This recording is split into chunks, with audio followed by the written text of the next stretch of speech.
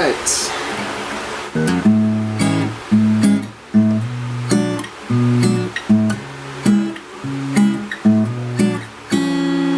And we're back! Hi, I'm Michael Punzalan and welcome na naman sa isang episode ng Abot Kayang Show. And for today, susubukan at pag-uusapan natin itong lapel mic by Andoer.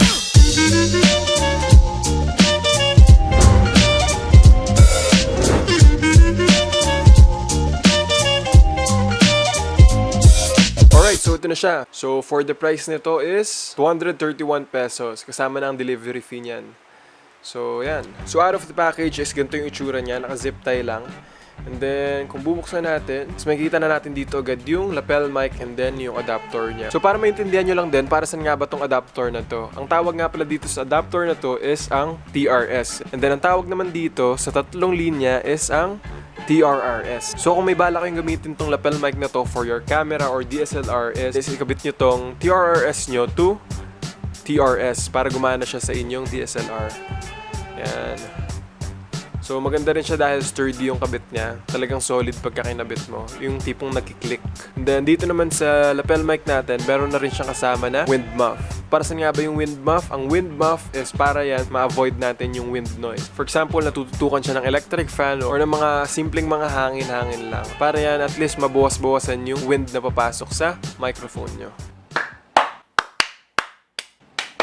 Time for audio check. Nakakabit dito ngayon sa collar ko yung Andoer microphone mic na nakakonekta naman sa camera na to. For our main cam is, ang gamit lang natin dito is yung onboard microphone niya. So, hindi ko na kinuha tong microphone na to. Hindi na to nakakabit. So, yun. Nung sa intro, nagigitara ako. Ang nangyari doon is naka-on pala yung electric fan. So, ngayon, nakapatay na siya.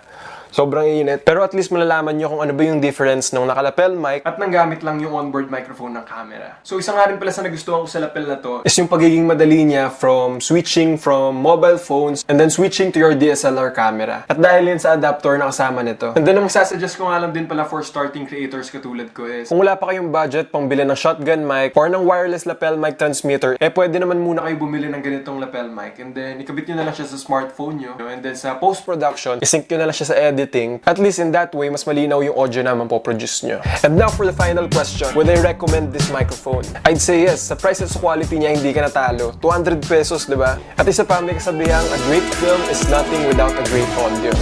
Di ko alam kung tama ba yung pagkakasabi ko nun, pero what it means is, dapat malinaw yung audio mo.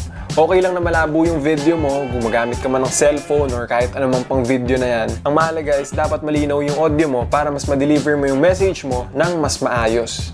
So yun lang, maraming salamat sa panonood ng isa namang abot kayang episode. So ikaw, i-click mo na yung subscribe button, nakailang balik ka na dito. Hindi mo pa kiniklik. Click mo na, okay? Bye-bye!